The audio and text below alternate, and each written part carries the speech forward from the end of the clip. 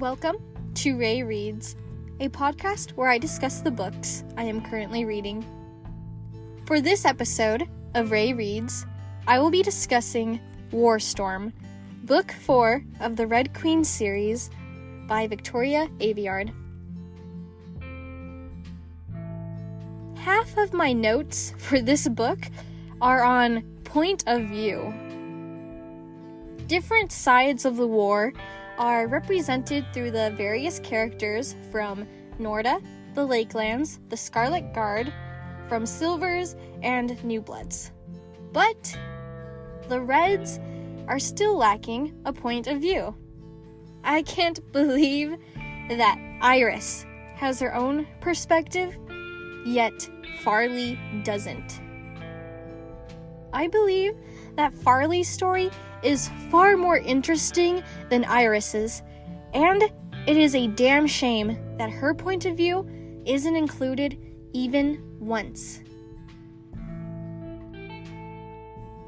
Furthermore, I am so disappointed that Cameron does not have her perspective in this book too.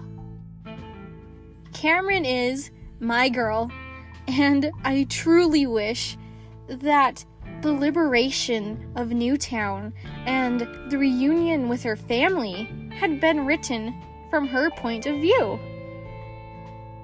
I respect that she does not want to use her ability to slaughter anymore. And again, I would have loved to have more of her perspective here. Surprisingly, Evangeline is my favorite character in this novel.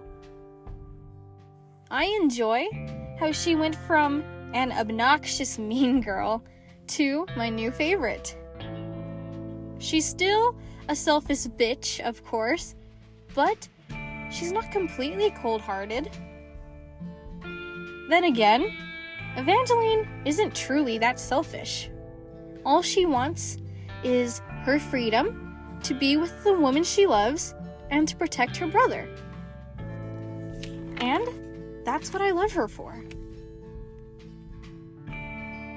I also love how Evangeline, not so subtly, plays matchmaker for Mare and Cal to escape her most recent betrothal to the crown.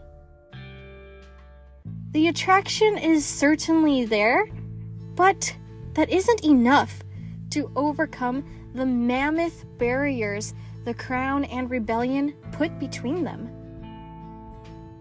In the end, Mare and Cal do not end up together, and I couldn't be more pleased. Mare and Cal are my no TP. I do not ship them at all. Putting my distaste aside, I do respect Mare for having the courage to walk away from the person she loves in support of her beliefs. Mare has undergone so much heartbreak and made several bad choices, but she has grown and become stronger. I think she makes the right decision in the end. I was interested in Cal's and Maven's perspectives in this story. They had 3 chapters each, and it would have been neat if they'd had more. I love peering into Maven's head to feel the cunning and chaos that defines him. And Maven understands his brother so well, better than Cal will ever know him.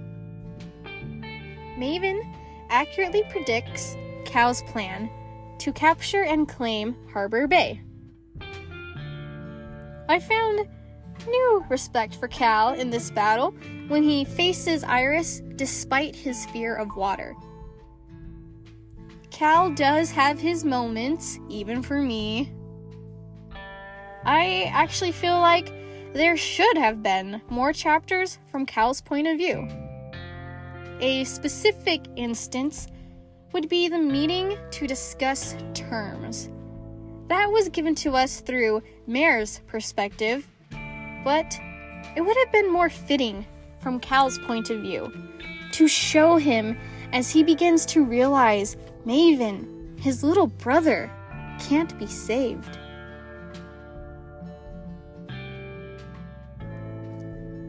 It would have been fascinating had this story focused more on the Kalor princes, these two brothers, the flame and its shadow. I find Maven's portrayal against his brother significantly more compelling than Mare's heartbreak. I would have gladly traded Iris's point of view in favor of more from Maven and Cal. Not that Iris is a bad character or anything, I just feel like her perspective does not add much to the story, whereas Maven and Cal are actually major characters. My last serious note is on the book covers for this series. I really like how each book is a darker blue than the previous one. It's aesthetic, and I like to think that it is also symbolic of the darkening themes of war and loss. Lastly, I would just like to say I appreciate the shout out to Indy the dog in the acknowledgements. Silly acknowledgements and dedications are great and never fail to amuse me. Like I stated, most of my comments are on point of view. Really, I have no other complaints or comments for this book. The ending is exactly what I had hoped for, and I simply just love this story. I feel like I can see Victoria Aveyard's growth as a writer throughout this series, and this is what I'm here for.